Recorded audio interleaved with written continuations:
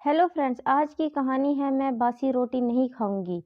तो गाइस, कहानी शुरू करने से पहले प्लीज़ मेरे चैनल को लाइक शेयर एंड सब्सक्राइब कीजिए। हमेशा जवाब देना अच्छा नहीं होता, कभी कभी चुप रहा जाया करो। आरव ने सोनिका को समझाया तो सोनिका ने खुद को संयत कर लिया। वैसे भी अब के वो खुद के लिए नहीं बल्कि अपनी जेठानी सर्वदा के लिए मम्मी जी की गलत बात का विरोध कर रही थी। ये पहली बार नहीं था जब उसकी सास घर की औरतों को रात का बासी खाना खाने को कह रही थी। चूंकि सोनिका प्रेग्नेंट थी, इसलिए उसे ताज़ा और पौष्टिक खाने की हिदायत देते हुए खुद अपनी और अपनी जेठानी वसुधा की थाली में बचा हुआ खाना परोस रही थी। आज वसुधा ने सोनिका के उकसाने पर बासी रोटी खाने से मना कर दिया तो सासू ने गुस्से से आग बबूला हो गई थी और ताने देते हुए कुछ वही पुरानी बात दोहरा रही थी। मर्दों को घर से बाहर जाकर मेहनत का काम करना पड़ता है, उन्हें ताज़ा खाना खिलाओ। हम औरतें तो घर में ही रहती हैं, घर के कामों में भला उतनी थकावट कहाँ होती है। तो दो एक बासी रोटी खा लोगी तो कह रही थी कि क्या फ़र्क पड़ता है। पढ़ी लिखी सोनिका जब लगभग साल भर पहले इस घर में ब्याह कर आई थी तो उसे सबसे ज़्यादा ताज्जुब की इसी बात से हुआ था कि अक्सर घर की महिलाएं पुरुषों के बाद खाना खाती थी और कभी-कभी तो पुरुषों को गरम फुल्के खिलाने में वो जेठानी किसी एक को बाद में खाना पड़ता था। सोनिका को बड़ा अजीब लगता, इस जमाने में भी ऐसी सोच कौन रखता है। ऊपर से जेठानी जी भी तो पढ़ी लिखी आधुनिक ख्यालों की महिला थी, वो कैसे चुपचाप सास की सब गलत बात मान लेती थी। सोनिका ने जब शुरू में इस बात का विरोध किया तो जेठानी वसुधा ने उसे बाद में मना किया कि इस घर में ऐसा ही होता है। तो मैं अक्सर रात की बची रोटियां सुबह उठकर जैसे ही कूड़ा वाला आने वाला होता है, मैं तुरंत रोटियां और बाकी बचा हुआ खाना लपेटकर कूड़ेदान में डाल देती हूँ। किसी को पता ही नहीं चलता।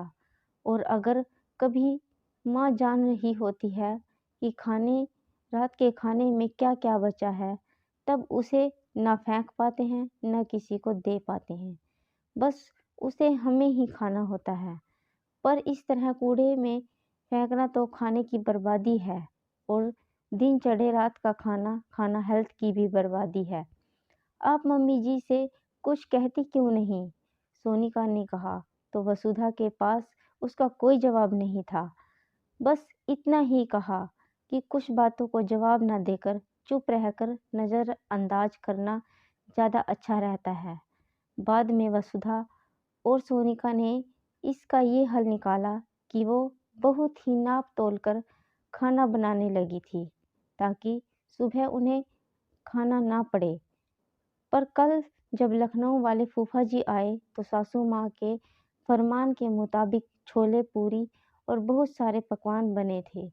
वो तो संजोग था कि फूफा जी बाहर से नॉनवेज पैक करा कर ले आए थे और फिर बहुत से बहुत सारा खाना बच गया था। अगले दिन रविवार की वजह से वे घर के तीनों पुरुष और जेठानी के बच्चे भी घर में ही थे और सासू जी ने कहा कि घर के लोगों के लिए खाने में गरम चावल, दाल, सब्जी, रायता बना लो और हम दोनों आज से कल तक का बचा हुआ फ्रिज का खाना ख़त्म करेंगी। इतना सुनते ही सोनिका को रहा नहीं गया, क्योंकि अभी 10 दिन पहले ही उसकी रिपोर्ट आई थी कि वो माँ बनने वाली थी।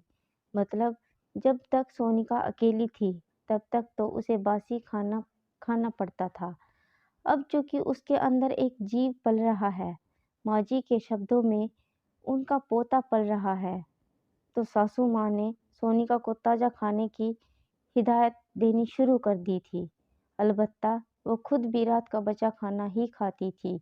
इसलिए आज जब नहीं रहा गया तो सोनिका ने इसका विरोध करते हुए कहा कि मम्मी जी, स्त्री हो या पुरुष, बासी खाना सबके लिए नुकसानदेह होता है। आप तब तक मुझे भी वही खाना पड़ता था, अब मैं माँ बनने वाली हूँ, तो अब मुझे पौष्टिक और ताज़ा खाना खाने की सलाह और इजाज़त दे रही हैं। क्या मेरी खुद की कोई वैल्यू नहीं है? मम्मी जी कुछ कहती तब तक आरव बोल उठा, तुम्हारे पास तो हर बात का रेडीमेड जवाब तैयार रहता है। अब बस भी करो। अब सोनिका मम्मी की ओर कितना सुनाओगी? कभी कभी जवाब ना देना भी अच्छा रहता है। नहीं नहीं आरव, सोनिका को मत रोक, उसे बोलने दे जो उसके मन में है। सच कहूँ तो आज इसने मेरी आंखें खोल दी है। सही तो पूछ रही है वो, जब वह गर्भवती नहीं थी तब तो मैंने इसे बासी बचा कुचा खाने की सलाह दी। अब जब यह एक नन्ही जान पल रही है इसके अंदर, तो मैं अच्छा खाने खाने को कह रही हूँ। अब चौंकाने की बारी सोनिका और वसुधा की थी। कहीं मम्मी जी नाराज़गी में तो ये सब नहीं कह रही हैं। मम्मी जी ने सोनिका के सर पर प्यार से हाथ फेरते हुए कहा, बेटा, आज तुमने मेरी आंखें खोल दी है। मैं भी क्या करती, अपने घर में भी यही देखती आई थी। फिर ब्याह कर ससुराल आई तो यहाँ भी घर की औरतें सबसे बाद बचा हुआ खाना खाती थी।